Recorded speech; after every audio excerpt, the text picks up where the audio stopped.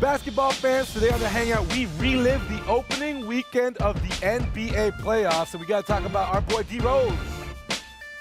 Also, the most exciting series as we had predicted, the Clippers and Spurs, but hasn't been a disappointment so far. Plus, the Toronto Raptors fall in Game 1 of their best-of-7 series against the Wizards. We'll break it down here on Hangout.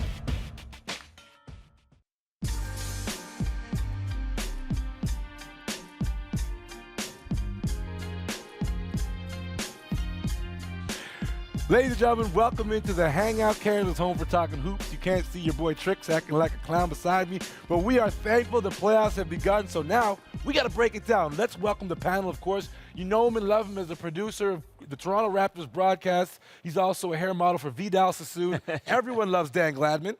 Good to be here always. This guy has been away from the show for a while. We stuck him in a little boxed-in room with a couple of kids producing the show all year long, but he finally makes a return to the set. Dwayne Sweets Watson, thank you for coming back. Definitely. All right, and then this guy here is one of our most valuable players on this show. One guy you can always bank on for giving you his most honest opinions, Kofi, a.k.a. Tricks. Really, Kofi? Let's jump into it right now. We got to jump into the action, of course, your Toronto Raptors Saturday morning. Maybe while you're wondering why my voice sounds like this, Saturday morning was the game. We had this party in the square, and the Toronto Raptors tried to throw a party on the floor. As you see, sixth man of the year, newly announced Lou Will, getting it done early. But the story was the Toronto Raptors players did not find their rhythm offensively. Lou Will, the one guy all year you knew that could come off the bench at any point and tear it up. The NBA rewarded him for that. But when it comes to game action, the Toronto Raptors offense went extinct in that first half and for the better part of the second half. Grievous Vasquez was the big three at the end. Dan Gladman, you were there producing the game. Your take on what went down Saturday morning for your Raptors? Well, I think it would be fair to say the Raptors turned in a disappointing performance. I don't want to say they were lucky to force it into overtime, but as Jack Armstrong said on the broadcast, Washington deserved to win that game. They brought it. Paul Pierce was sensational, as we kind of have come to expect. The truth. He was nothing but the truth. And the Raptors have to go back to the drawing board for some game plan for Game 2. You know, if you look at it, Amir Johnson actually he was one of the highlights of the game in terms of how he's played of late.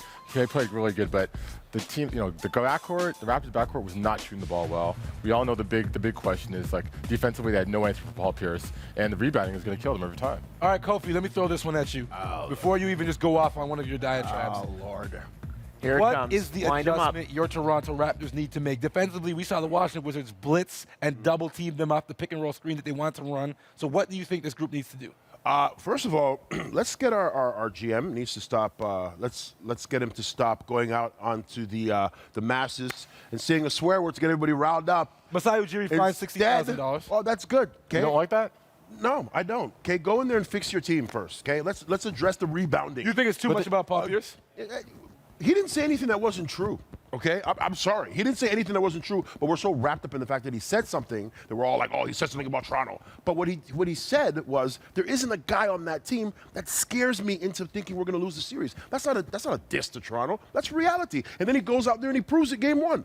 Rebounding and interior defense. Until that's fixed, we will lose this series. Yeah, but right, you're not going to fix that right away. Like, you knew that obviously the Wizards are a better rebounding team than the Raptors at the beginning, so it's We like had a bigger team. We've had since February to fix it. Okay? And while these guys are crying for James Johnson to come in the game, we could have had Magic Johnson in there. Until we fix the rebounding in there, we will lose this series. And you guys can be delusional all you want. All right, Dwayne Wallace and Dan Gladman, my basketball minds. You got the emotional side.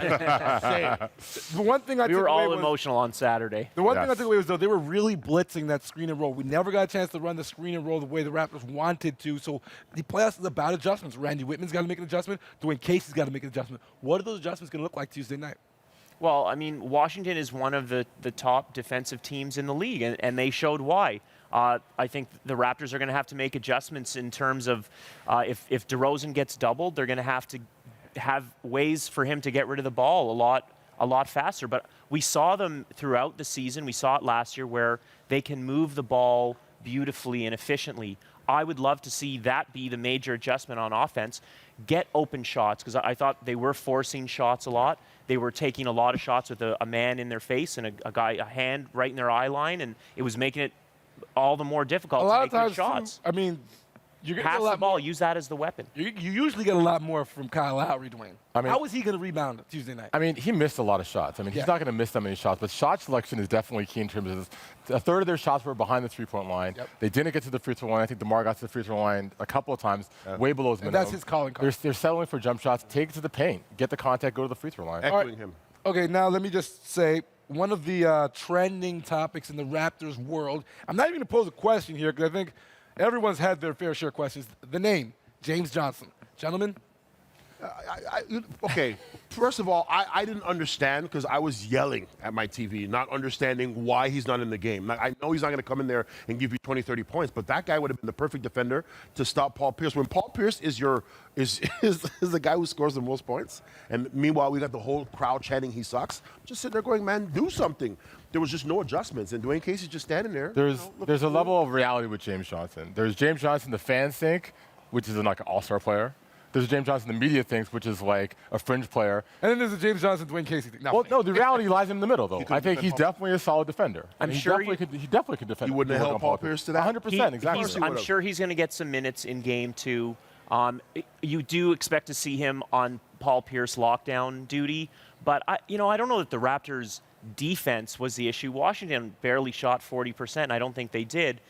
They need But Paul Pierce shot like 7 for 10. Pierce had a brilliant game, and I don't know that James Johnson is known as this stopper who's going to slow down Paul Pierce. If they had got Really? I think he would have Really? slowed him down. But he's okay. Who's the best defensive player on the team then? Hey, who's hosting the show then? I mean, He's saying that James Johnson you don't know if isn't I got to go to the defensive break. guy. You don't know what's happening. No one's in your ear. Regulate your team. maybe it's James All right, Johnson, listen, but the we're reason going- they lost was the offensive rebounding, and that is what really has to be addressed more than anything else. All right, listen, when we return from the break, Dwayne might be right back in that small room where he belongs. We have more coming. Or in we your have more seat, Hangout, maybe. too. We're going twice a week right now. Catch us Thursday, 5:30, right here on your home for hoops. NBA TV Can. I'm Keil Augustine, and we will be back after the break with Kofi.